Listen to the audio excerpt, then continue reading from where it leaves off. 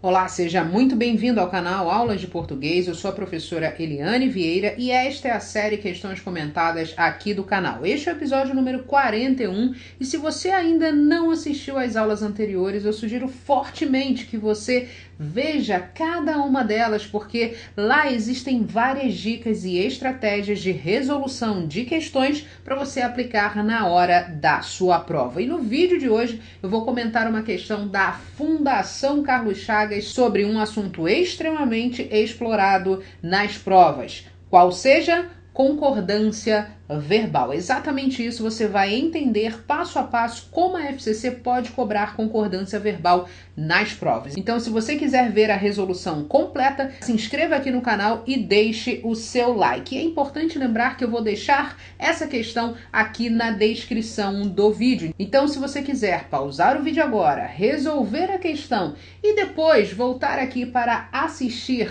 a resolução passo a passo, fique à vontade, ok? Então vamos lá para a resolução dessa questão FCC. O comando dela diz o seguinte: o comando é muito importante para você montar a sua estratégia de resolução das questões. Dependendo do modelo de comando, você tem um caminho mais simples para poder chegar à resposta certa. E o comando dessa questão diz exatamente o seguinte: o verbo indicado entre parênteses deverá flexionar-se numa forma do singular para integrar corretamente a frase.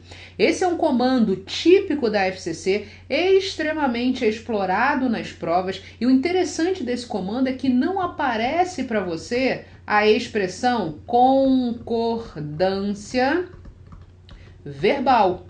Não aparece isso no comando da questão. Aí você pode se perguntar: professora, mas como é que eu vou saber na hora da prova, saber se é um comando de fato de concordância verbal? A banca vai te dar algumas pistas. Neste caso, ela falou em verbo indicado entre parênteses, ela falou em flexionar-se e ela falou também em forma de singular, ou seja, está explorando o número. Lembre-se de que número em língua portuguesa é singular ou plural. Então, quando ela falar que, olha, o verbo indicado entre parênteses deverá flexionar-se no singular, ou seja, nós devemos buscar obrigatoriamente um sujeito com um núcleo no singular, porque nós estamos falando de harmonia entre verbo e núcleo do sujeito. Essa é a essência da concordância verbal, ok? Então, vamos lá, passo a passo, resolver cada uma dessas alternativas, e eu tenho várias dicas para te dar que vão te ajudar na hora da sua prova. Vamos lá, letra A de amigo, não. Entre parênteses, verbo haver, de ocorrer tantas injustiças. Não precisaríamos definir com exatidão o que é justo. Bom, se eu sei que a banca está cobrando concordância verbal, a primeira coisa que eu preciso fazer é, obviamente, marcar o verbo. Aqui, eu não sei se você percebeu, o verbo haver está em uma locução verbal. Em uma locução verbal, nós temos uma estrutura. Veja que o verbo ocorrer é o verbo principal e o verbo haver é o verbo auxiliar. O que você precisa lembrar em relação a esses dois elementos? O verbo principal é aquele verbo que vai mandar na locução verbal. E o verbo auxiliar, ele carrega a flexão. É ele que será levado ao plural, por exemplo. Então, eu encontrei aqui uma locução verbal. Agora, o que eu preciso achar? O sujeito da oração. E para eu achar o sujeito da oração, eu faço uma pergunta para essa locução. O que não haveriam de ocorrer?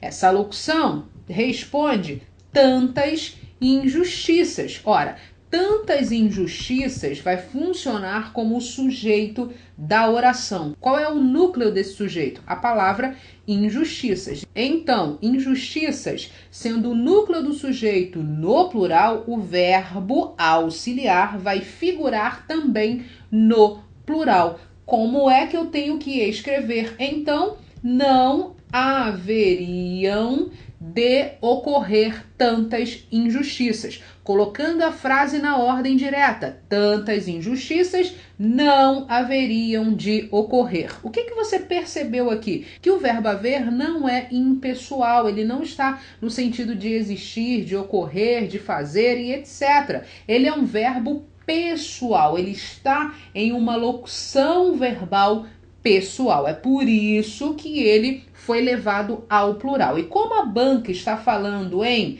forma de singular, eu elimino a letra A de amigo, porque o verbo haver deve figurar no plural para fazer a concordância com o núcleo do sujeito também no plural, ok? Vamos para a letra B de bola. A cada um, verbo caber as punições devidas pelos males que haja praticado. Ora, verbo caber.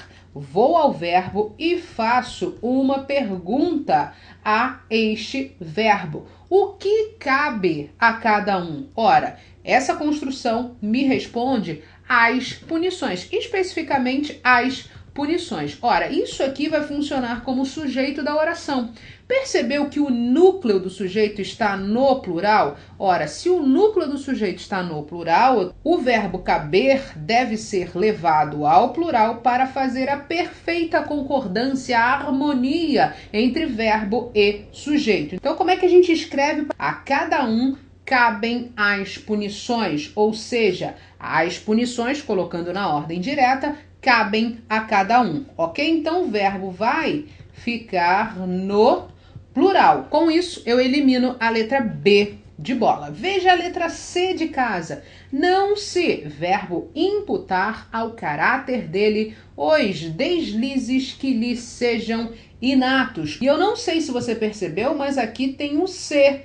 Quando este ser aparecer ao lado do verbo, a gente precisa ficar muito atento, porque este ser pode funcionar como um pronome apassivador. A gente vai analisar isso daqui a pouquinho. A primeira coisa que a gente precisa fazer é encontrar o sujeito, e para isso eu faço uma pergunta ao verbo. O que não se imputam ao caráter dele? Ora, os deslizes. Isso aqui vai funcionar como sujeito da oração. Temos aqui o núcleo, deslizes, é o núcleo do sujeito. Esse núcleo está no plural. Quer dizer que o verbo deve figurar no plural para fazer a perfeita concordância com o sujeito. Então, como é que fica? Não se imputam ao caráter dele os deslizes. Eu não sei se você percebeu, mas aqui nós estamos diante de uma voz passiva. Este ser é um pronome apassivador. Este sujeito é paciente. Eu posso pegar essa construção que está na voz passiva pronominal e colocá-la na voz passiva analítica para a gente ter uma visão mais clara. Ora, os deslizes não são imputados ao caráter dele, ok? Então, este ser é de fato um pronome apassivador, ele aparece antes do verbo em fator proclítico, porque aqui existe uma palavra atrativa, palavra de cunho negativo, de natureza negativa. Então, não é uma palavra atrativa. Então, imputam é a forma correta. Como essa forma deve ser obrigatoriamente levada ao plural, eu elimino a letra C de casa. Ainda não encontramos a resposta, significa que temos ainda trabalho a fazer. Veja a letra D de dado. A todos aqueles a quem verbo poder servir, meu exemplo, ofereço o de bom grado. Ora, verbo poder nesse contexto, eu faço a pergunta a ele: o que pode servir a todos aqueles? O verbo me responde: meu exemplo. Meu exemplo é o sujeito da oração. Percebeu que o núcleo está no singular? Ora, se o núcleo está no singular, o verbo também vai figurar no singular para fazer a perfeita concordância entre os termos. Então, como é que eu escrevo? Pode servir meu exemplo. Colocando na ordem direta, meu exemplo pode servir a todos aqueles, ok? Achamos, portanto, a nossa resposta. Aqui, o verbo deve obrigatoriamente ficar no singular para concordar com o núcleo do sujeito também no singular. Letra D de dado é a nossa resposta. Agora vamos ver por que não pode ser a letra E. Não, verbo dever, agradar a ela, creio eu, às conclusões a que cheguei. Tenho aqui o verbo dever. Faço a pergunta a este verbo. O que não devem agradar a ela? As conclusões. Ora, eu tenho aqui o sujeito da oração.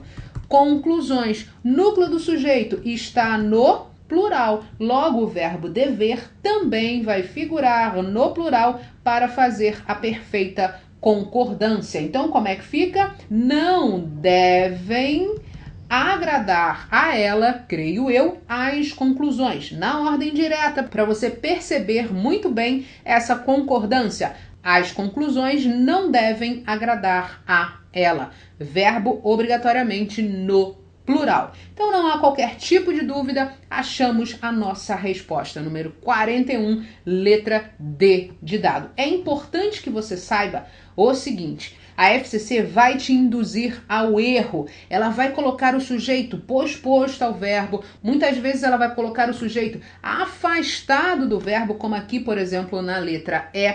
Outras vezes ela vai colocar uma oração explicativa, um aposto explicativo, um adjunto adverbial deslocado, somente para fazer esse distanciamento entre sujeito e verbo.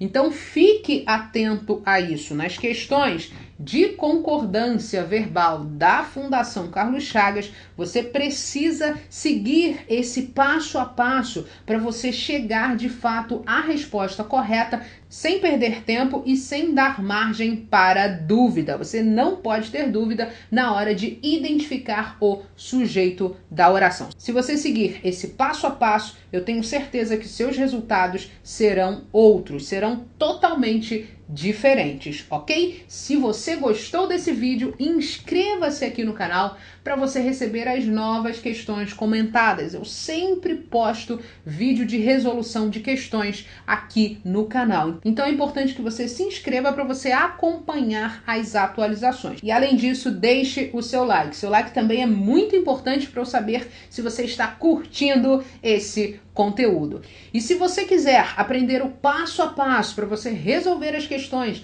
da Fundação Carlos Chagas de forma simples, prática, objetiva, sem ficar perdendo muito tempo, sem ficar na paranoia de olhar para algumas coisas que não são importantes na hora de você resolver as questões, eu vou deixar aqui na descrição desse vídeo o link do curso Questões Comentadas FCC. Basta você clicar no link para você obter mais informações, ok? E um abraço, bons estudos, boa semana e até a nossa próxima aula. Tchau, tchau!